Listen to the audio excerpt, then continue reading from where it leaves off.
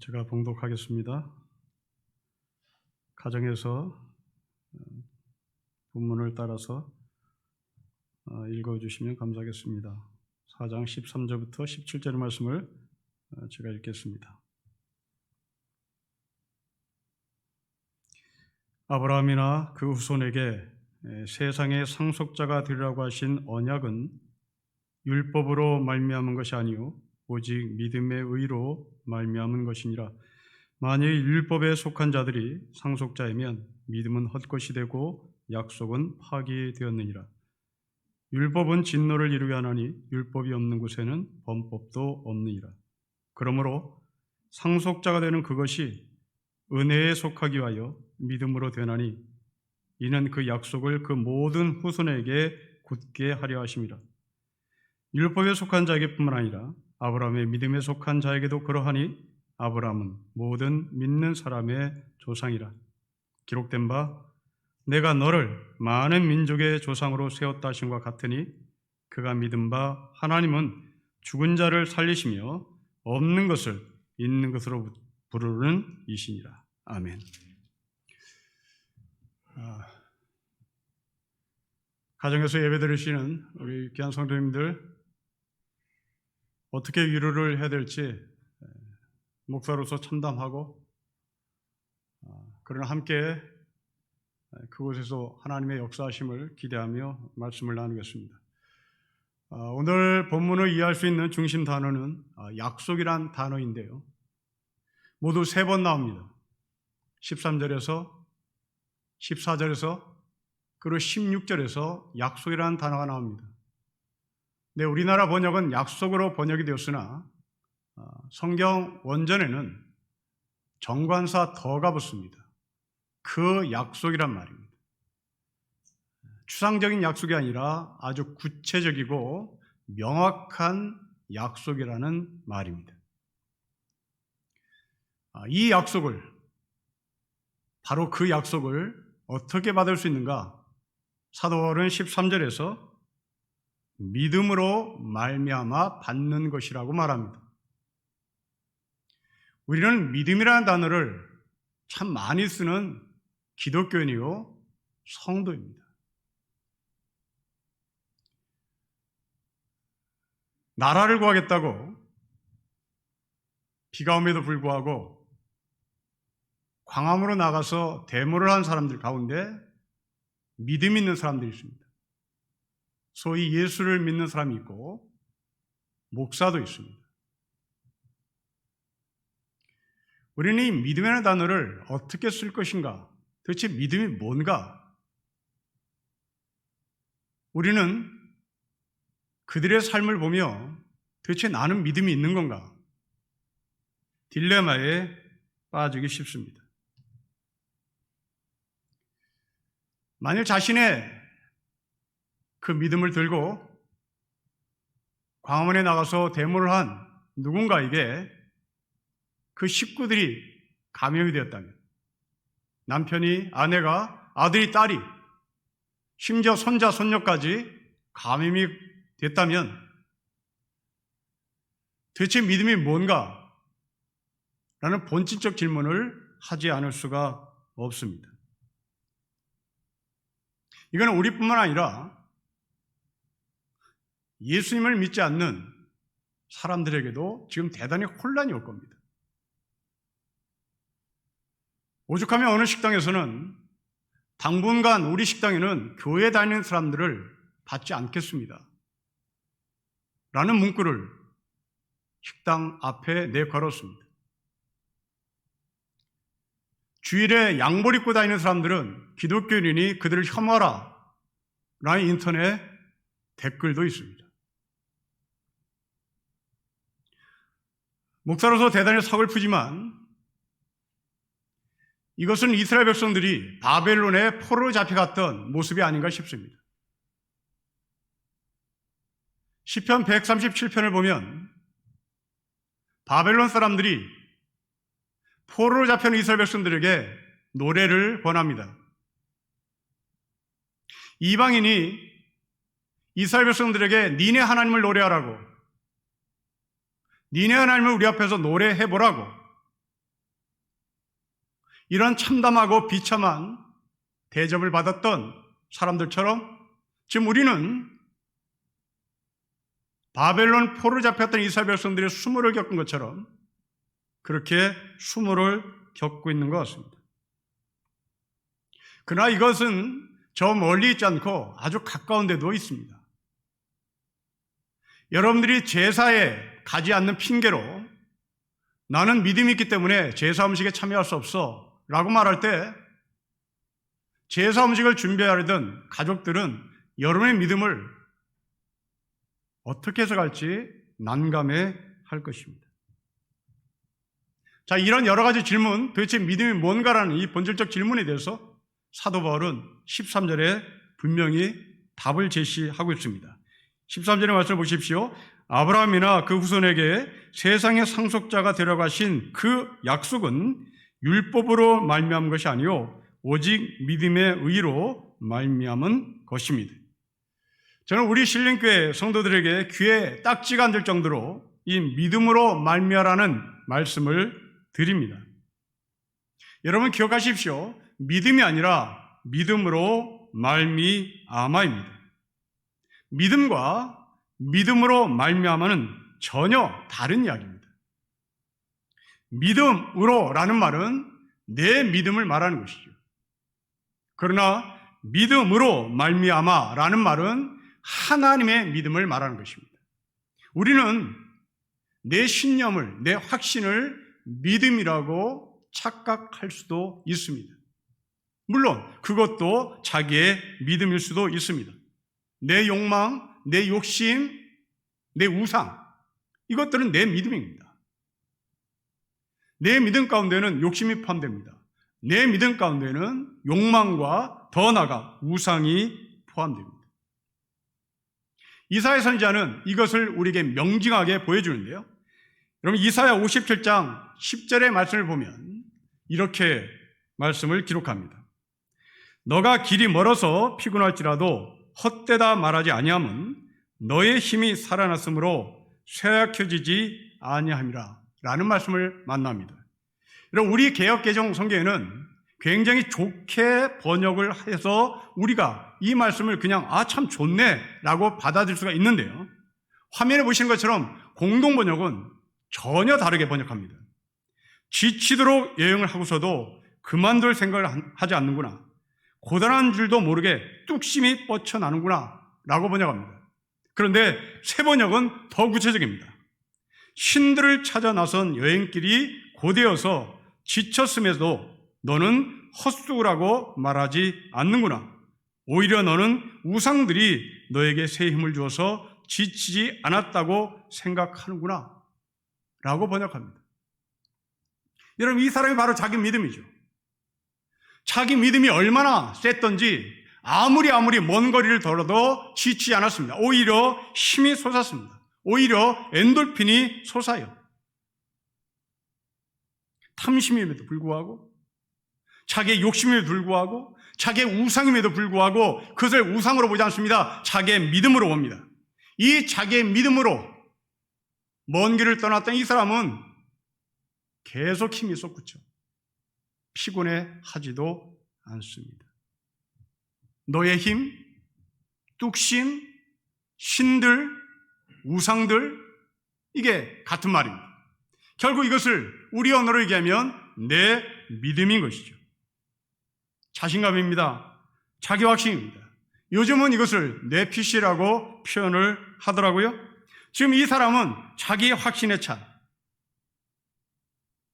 자기 신용으로 먼 길을 떠났습니다.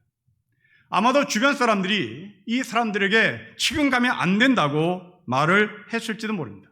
지금 가면 아무것도 얻지 못한 채 네 몸만 상한다, 네 몸만 축난다, 네 몸이 피곤해질 것이라고 충고하고 조언했을지도 모릅니다.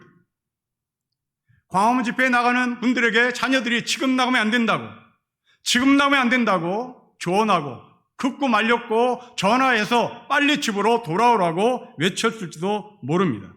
지금 상황이 어떤 상황인데 아버지 어머니 거기 가느냐고 하나님의 이름으로 거기에 가면 안 된다고 얘기를 했을지도 모릅니다. 그런데 자기의 신념이, 자기의 확신이 자녀들의 주장도 이겼습니다. 비를 맞으면서도 나갔습니다. 힘이 솟습니다. 코로나가 자기를 빗게 나갈 것이라고 확신합니다. 오히려 코로나가 감염되었음에도 불구하고 자신은 전투력이 상승하고 있고 자신은 순교자의 반열에 갈 것이라고 외치고 있습니다. 믿음이 이길 것이라고 자기 스스로 믿고 있기 때문에 그 힘이 자신을 버티는 능력이 되고 있습니다. 이때 하나님은 바울을 통하여 말씀합니다. 바보야, 믿음이 아니라 믿음으로 말미암아야. 여러분, 믿음이 아닙니다. 믿음으로 말미암아. 내 믿음이 아니라 하나님의 믿음입니다. 하나님이 나를 향한 믿음입니다. 하나님이 나를 향하여 믿음을 주시겠다는 하나님의 결심이요, 하나님의 의지요, 하나님의 열심입니다. 청교도 시대에 살았던 리차드 맥스라고 하는 설교자가 있습니다. 이 사람에게 질문합니다. 만일 나라에서 유정자가 주일 교회 모임을 금한다면 교회는 어떻게 해야 합니까? 라는 질문에 이 리차드 맥스터 청교도 시대에 설교하는 말입니다. 나라가 교회에게 예배를 금지하는 이유는 두 가지가 있을 것이다. 하나는 전염병, 감염, 화재, 전쟁, 이런 이유로 인해서 교회에 예배를 금하라고 명령하는 경우가 있을 것이다. 두 번째로 기독교를 탄압하기 위하여 불경스럽게 예배를 방해하고 예배를 모이지 않도록 명령할 수도 있다. 이 둘 중에서 만약 정부가 특정 상황에서 더 큰 위험을 방지하기 위하여 교회 모임을 금한다면 우리는 그들의 명령에 따르는 것이 우리의 의무다. 여러분, 광화문 내거리에 나가 계신 청교도 영성 훈련원 여러분들이 그토록 좋아하는 청교도 시대의 설교자 리처드 맥서가 한 말입니다. 더 큰 위험을 가져오는 것을 방지하기 위하여 나라가 금했다면 우리는 그것을 따르는 것이 우리의 의무입니다. 라는 리차드 맥서의 답을 꼭 기억해 주시기를 바랍니다. 자기 확신이 얼마나 무서운지 한 가지 예를 들겠습니다. 중국에서 중일전쟁이 일어났을 때 전쟁포로 잡혔던 사람들이 참 많았습니다. 그 중에 우리나라 어머니들이 그리고 동남아 여성들이 종군 위안부란 이름으로 끌려가 그 일본 군인들의 성노리개로 착취를 당한 적이 있습니다. 한 일본군 장교가 유한소에 한 여인을 만나러 갑니다. 이 여인은 자기 눈에 볼 때, 한눈에 볼 때 조센징이었습니다. 그런데 놀랍게도 일본말을 능수능란하게 합니다. 이 일본군 장교는 그 여인에게 어디서 일본말을 배웠느냐, 어디서 일본어를 배웠길래 이렇게 일본말을 잘하느냐고 칭찬했습니다. 그러자 그 여성이 하는 말이 나 일본 여자입니다. 나는 일본 여성입니다. 이 일본군 장교는 격분했습니다. 어떻게 대일본 제국의 여성이 이런 데 와서 일을 하나? 그 여자에게 모욕을 주고 혐오하고 침을 뱉고 그 자리를 떠났습니다. 이게 자기 확신입니다. 자기 눈에는 조센진 후보였던 여성, 조센진은 이렇게 생겼다 하는 것이 자기의 머릿속에 각인된 거지. 그렇게 자기 눈에 조생진을 봤던 그 여성이 일본말을 너무너무 잘하니 흐뭇해서 이 일본말을 어디서 배웠느냐고 칭찬했을 때 뜻밖에도 그 여인의 입에서는 나는 일본 여성입니다. 나는 일본 태생입니다. 나는 일본 민족입니다. 자기의 신념, 자기의 확신, 그것이 무너지자 미안하다는 말 한 것이 아니라 오히려 화를 냈고 오히려 혐오했고 오히려 그 여인을 향하여 힘을 뱉는, 여러분 이런 일은 지금 이번 주에도 백주대낮에 그대로 재현되었습니다. 그러면 믿음으로 말미암아라는 것은 도대체 무슨 말일까? 그것은 곧 하나님의 은혜로 말미암아라는 말입니다. 내 믿음이 아니라 하나님의 믿음이요, 하나님이 나를 향한 은혜를 주시기로 약속한 믿음이요, 하나님의 열심이요, 하나님의 의지라는 말입니다. 16절에 이 말씀이 나와 있습니다. 여러분 16절을 보십시오. 그러므로 상속자가 되는 그것이 은혜에 속하기 위하여 믿음으로 되나니 이는 그 약속을 그 모든 후손에게 굳게 하려 하심이라. 율법에 속한 자에게뿐만 아니라 아브라함의 믿음에 속한 자에게도 그러하니 아브라함은 모든 믿는 사람의 조상이다. 여러분 이 16절이 굉장히 복잡합니다. 문장이 어렵습니다. 그러나 단어를 집중해 보시면 오늘 16절은 쉽습니다. 상속자라는 단어 나옵니다. 은혜라는 단어가 나옵니다. 믿음이라는 단어가 나옵니다. 그리고 약속이라는 단어가 나옵니다. 여러분 이 단어를 연결시켜 보면 그 약속은 은혜로 말미암아입니다. 그 약속은 믿음으로 말미암아입니다. 영어 버전은 은혜로 말미암아, 믿음으로 말미암아라고 정확하게 번역을 하고 있습니다. 그 약속을 누가 받나? 그 약속을 은혜로 말미암아 받습니다. 그 약속을 믿음으로 말미암아 받습니다. 그 믿음으로 말미암아, 은혜로 말미암아 그 약속을 받는 대상들 누굴까? 아브라함의 믿음에 속한 모든 사람들, 그 모든 사람들을 16절 전반부에 상속자라고 표현하고 있습니다. 자, 여러분 다시 질문해 보겠습니다. 아브라함이 어떻게 믿음을 가지게 되었습니까? 아니 이렇게 질문하면 여러분들 아브라함이 순종함으로 믿음을 갖게 되었다고 답을 할 것이니 다르게 질문하겠습니다. 여러분 아브라함이 어떻게 가나안에 들어가게 됐습니까? 어떻게 가나안에 들어가게 되겠습니까? 그렇습니다. 아브라함의 의지가 아니라 하나님의 의지였습니다. 아브라함의 열심이 아니라 하나님의 열심이었습니다.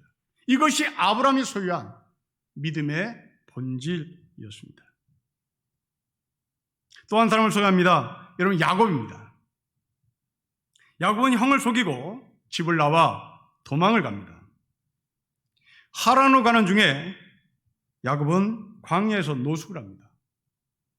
혼자 잠을 자야 할 상황이라 깊이 잠이 들면 들짐승에서 잡혀 먹을 것 같으니 돌을 베개로 삼아 숙면을 취하지 않고 가면을 취하게 하여 돌베개를 베고 잠을 잡니다.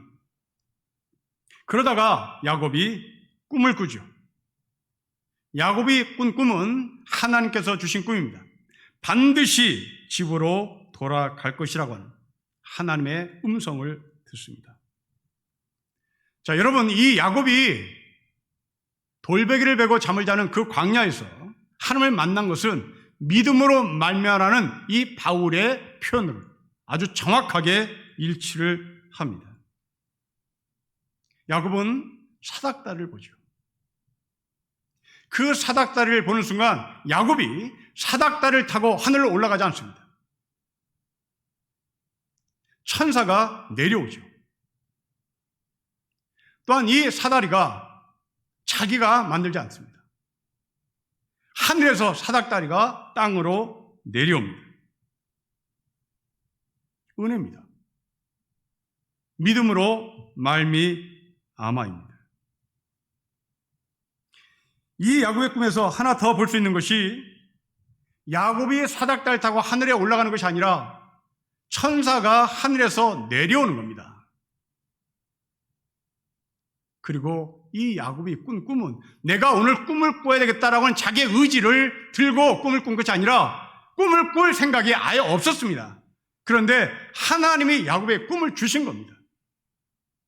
그 꿈이 자기가 만든 사닥다리가 아니라 하나님이 만들어서 야곱에게 내리는 꿈이고, 자기가 사닥다리가 올라간 꿈이 아니라 천사가 내려오는 꿈이었습니다. 모두가 다 하나님께서 야곱을 향하여 내려오는 그림입니다. 바울은 이것을 가르쳐 은혜로 말미암아, 믿음으로 말미암아, 하나님의 의지, 하나님의 열심, 하나님의 믿음이라고 표현을 하는 겁니다. 여러분, 우리가 자녀들에게 비전을 가져라, 꿈을 가져라라고 할 때 항상 등장하는 인물이 요셉입니다. 그런데 여러분, 요셉의 꿈은 엄밀히 말해서 요셉이 꾸겠다고 결심한 게 아닙니다. 하나님이 요셉에게 꿈을 주신 거죠. 그런데 우리는 꿈을 꾸라고 자꾸 얘기하는 겁니다. 이것은 세상이 말하는 꿈입니다. 하나님 우리에게 꿈을 꾸라고 하는 것이 아니라 하나님 우리에게 꿈꿀 생각이 없는 우리에게 꿈을 일방적으로 주시는 겁니다.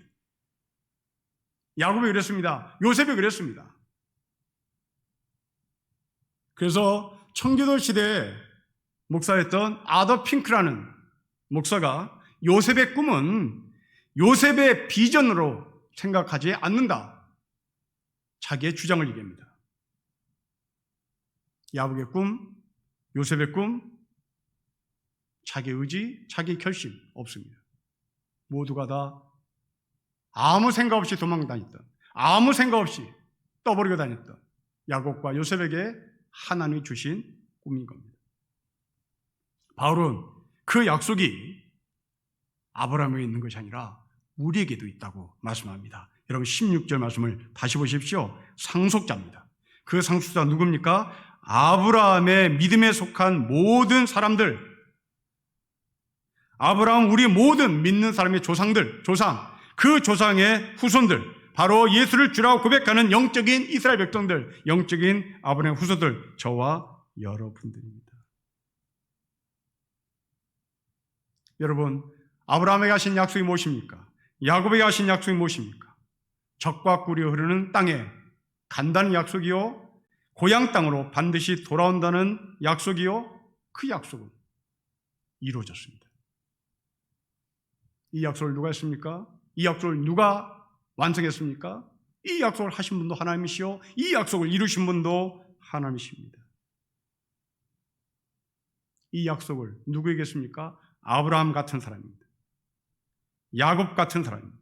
요셉 같은 사람입니다. 아브라함, 하나님의 말씀에 전혀 반응하고 싶은 마음도 없었던 사람입니다.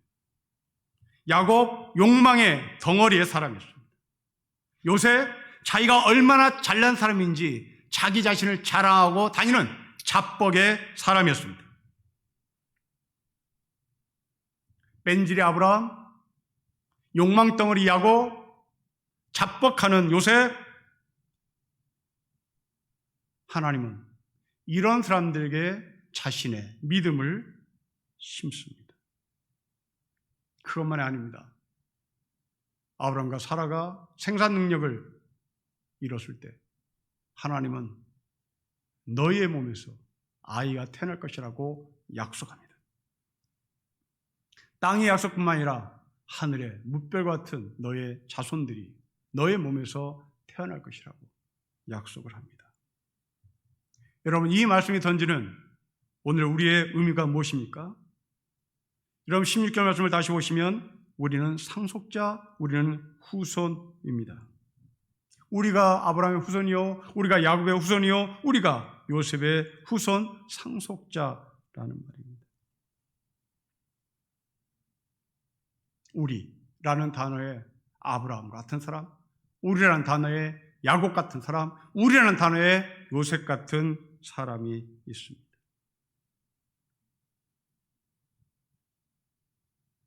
여러분, 이런 아브라함이, 이런 야곱이, 이런 요셉이 믿음을 갖게 될 때까지 그의 삶은 순탄하지 않았습니다. 야곱의 삶이 얼마나 비참했는지 창세기 47장에 보면 야곱이 바로 앞에 서서 축복하는 이야기가 나옵니다. 이때 바로가 야곱에게 네 나이 몇이냐고 물어요. 야곱이 대답합니다. 내 나그네 길의 세월이 130년입니다. 내 나이가 얼마 되지 않았습니다. 우리 조상의 나그네에 비하면 아무것도 아닙니다. 나는 험악한 세월을 보냈습니다. 이렇게 말하고 야곱은 바로를 축복합니다.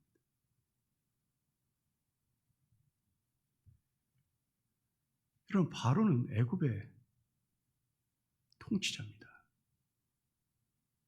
당시 애굽은 지금 미국과 같은 나라입니다. 세계를 통치하는 바로입니다. 그런데 일개 나그네 야곱이 그 바로를 축복합니다. 여러분, 이 힘은 어디서 나왔습니까? 130년 동안 나의 삶은 험악했습니다. 이 말은 나의 욕망의 덩어리를 하나님은 빼고 또 빼서 이제 오직 내 손에 남은 것은 하나님밖에 없습니다. 바로요, 당신이 모든 세계를 다 제패하고 당신이 세계 통치자라고 얘기하지만 나 당신과 똑같은 삶을 살았어요. 나도 욕망의 덩어리였습니다. 그런데 130년을 살고 보니 이 욕망의 기름덩어리를 다 빼고 나자 내 손에 남은 것은 하나님의 이름, 그 이름으로 내가 당신을 축복합니다.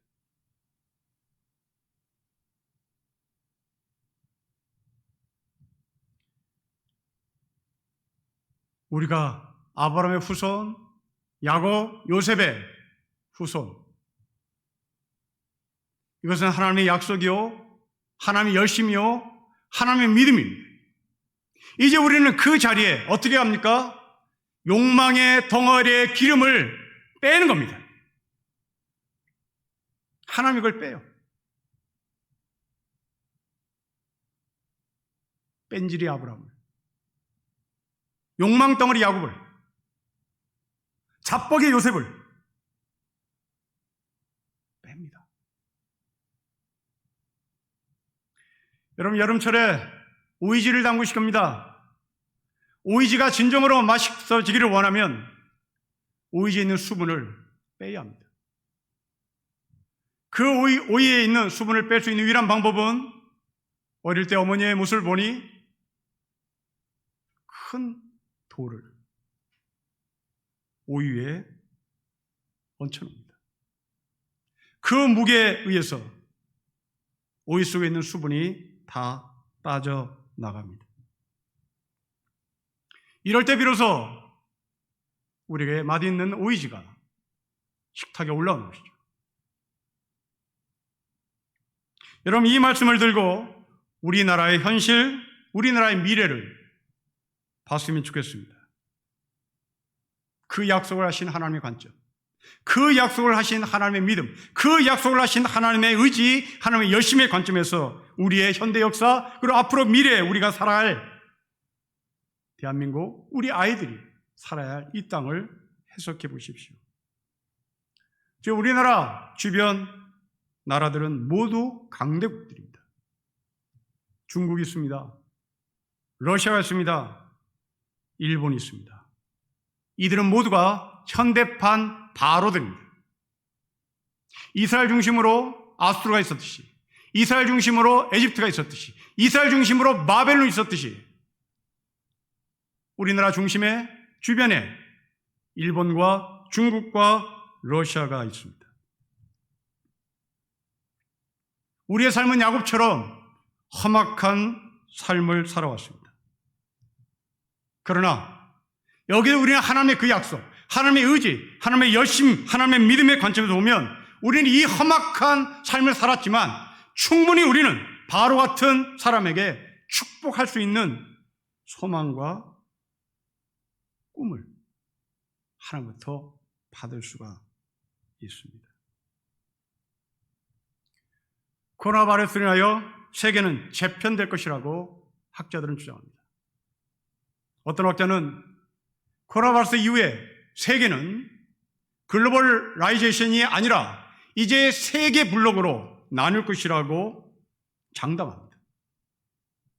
첫 번째 블록, 미국 자본을 중심으로 캐나다 자원, 멕시코의 노동력이 합치는 블록입니다. 두 번째 블록, 서유럽의 자본, 동유럽의 노동력, 중동 일부 사람들의 노동력, 그리고 북유럽의 자원이 합쳐서 두 번째 블록이 생깁니다. 세 번째 아시아 블록입니다. 한국, 일본, 중국이 갖고 있는 자본, 노동력, 자원이 하나의 블록으로 형성됩니다. 여기에 대한 근거는 우리에게는 대단히 생소한 이야기지만 유럽의 젊은이들 가운데는 신조어 중에 flight of shame이라는 단어가 있답니다. 기차 타는 것을, 이 비행기 타는 것을 굉장히 창피해하는 것입니다. 왜냐하면 이 비행기는 이산화탄소를 가장 많이 만들어내는 주범기에 환경오염의 가장 무서운 산업입니다. 그래서 유럽의 젊은이들은 flight of shame, 비행기 타는 것을 창피함, 그래서 비싼 돈을 들여서 5배 이상을 들여서 기차를 타고 옆 나라를 가는 것이 이 지식이 있고 의식이 있고 후손을 생각하는 젊은이들의 삶입니다. 자, 이런 것들을 근거해서 멀리 비행기 타고 무역을 하는 것이 아니라 이제 유럽의 블록, 아시아의 블록, 그리고 미국의 중심의 블록으로 나눈 거리가 짧아지며 서로 교역하고 거리가 짧아진 상태에서 서로 무역을 하는 것이 바로 차세대 이 코로나 바이러스 이후에 재편될 세계의 현상이라고 주장합니다. 저는 이 학자의 주장에 북한들을 우리 아시아권에 참여시켰으면 좋겠습니다. 2018년 10월 11일 연합뉴스를 보면 북한의 광물 매장량은 우리 남한의 15배에 해당한다는 보고를 우리에게 보여줍니다. 돈으로 환산하면 3,800조 원입니다. 그 중에서 히토류라는 광물이 북한에 있다는데 이 히토류는 북한에서 가장 많은 매장량을 갖고 있다고 보고를 합니다. 이 히토류라는 광물은 미래 에너지 자원 경쟁에서 가장 중요한 광물의 우선순위입니다. 야곱의 삶처럼 자본의 욕망 덩어리였던, 아니 자본의 욕망 덩어리를 원하는 우리 대한민국, 남한, 그리고 체제 욕심으로 인해서 3대 세습을 감행하는 북한, 이들에게 하나님께서 그 약속을 하셨다면, 그리고 하나님은 그 약속을 우리에게 현실로 보여주기 원하신다면, 이제 우리는 오이 위에 올라온 바위덩어리처럼 그 오이의 수분을 빼기 위하여 바위덩어리를 올려놓은 어머니처럼 우리는 이 고통을 감내해서 우리의 욕망 덩어리를 빼야 될 것이고 북한의 욕망 덩어리를 뺄 것이고, 그래서 기필코 하나님은 우리를 그 약속의 상속자로 삼으실 것이고 우리는 그 약속을 보게 될 것입니다. 이것은 질투와 욕망과 욕심과 시기로는 절대 현실 가운데 볼 수 없습니다. 오직 믿음으로 말미암아 기필코 야곱을 집으로 돌아가시는 하나님, 기필코 요셉답게 만드시고 아브라함을 아브라함답게 만드시는 그 하나님의 의지, 하나님의 열심이 포함됩니다. 2차 세계대전 중에 한 포로가 시베리아 수용소에서 경험했던 일입니다. 철조망 건너편에서 한 러시아 노인이 자기에게 다가와서 하는 말이 밥은 충분히 먹느냐, 아픈데 없느냐 라고 물었습니다. 포로는 그 노인에게 먹을 것이 없다고 하자 전혀 피부치도 아닌 남의 민족 러시아 노인이 가방에서 사과 하나를 꺼내 먹으라고 건네줬습니다. 여러분, 지금 이 포로가 노인을 만난 장소는 시베리아입니다. 시베리아는 사과가 나지 않습니다. 그렇다면 이 사과는 남쪽에서 올라왔다는 얘기입니다. 비싸다는 얘기입니다. 구하기가 힘든 거 아닙니다. 그런데 이 노인은 자기의 적인, 자기의 목구멍에 총불을 겨눈 포로, 그 적에게 구하기 힘든 사과를 건네줍니다. 우리도 이렇게 살았으면 좋겠습니다.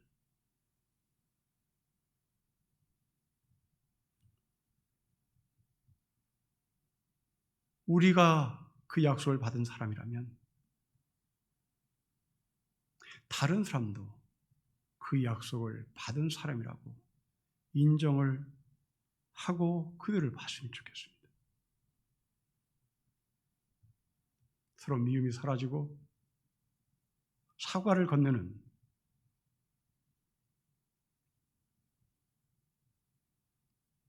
제가 대학 다닐 때 어줍지 않은 데모를 하며 전투경찰과 대치할 때 그 전투경찰에게 꽃을 건네는 여학생이 있었고 목마른 우리에게 물을 건네는 경찰이 있었습니다.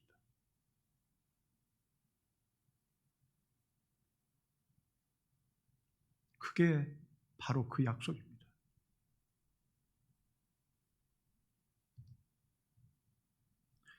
특히 이 땅에 온 나그네들, 탈북자들 이후에서는 안 되겠습니다. 우리의 미래를 위해서도, 아니 여러분 자녀들이 잘 살게 만들기 위해서라도 특별히 탈북자들을 차별해서는 안 됩니다. 현실입니다. 만일 지금 남북한이 지금 당장 어떤 사안을 놓고 국민 투표를 해서 우리의 미래를 결정짓는다고 가정해 보십시오. 남한은 우리가 알다시피 어떤 투표를 해도 거의 50대 50입니다. 아주 근소한 차이입니다. 그렇다면 캐스팅 보드는 북한 사람이 들고 있단 말입니다. 북한 사람의 마음을 누가 얻느냐? 북한 사람의 마음을 누가 사느냐? 그들이 누구를 인정하느냐? 그들이 캐스팅 보드입니다.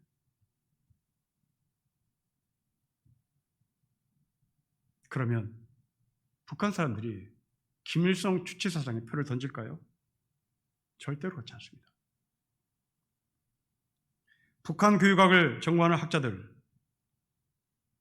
북한 주민들 중에 절반 가까운 사람들이 김일성 주체 사상을 믿지 않는다고 하는 통계를 보여줍니다. 아니, 저들도 조선 사람입니다. 우리도 조선 사람입니다. 한민족입니다. 누가 믿겠어요?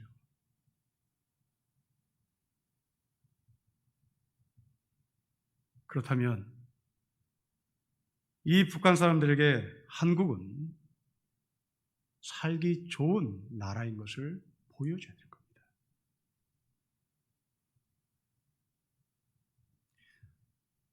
탈북자들을 통하여 듣는 한국의 평가는 그런데 그렇지 않습니다. 남한 사회를 경험한 탈북자들은 남한 사회에서 두 가지에 놀란답니다. 하나는 남한이 이렇게 잘 사는 줄 몰랐다. 둘째, 남한 사회가 이렇게 비인간적인 줄 몰랐다. 여러분, 이런 소식이 북한에 전달되면 우리의 미래는 순탄치 않습니다. 어차피 국민투표입니다. 그들의 마음을 사야 합니다. 그들에게 인정받아야 합니다. 그들에게 좋은 인상을 심어줘야 하는 겁니다. 어차피 국민투표입니다.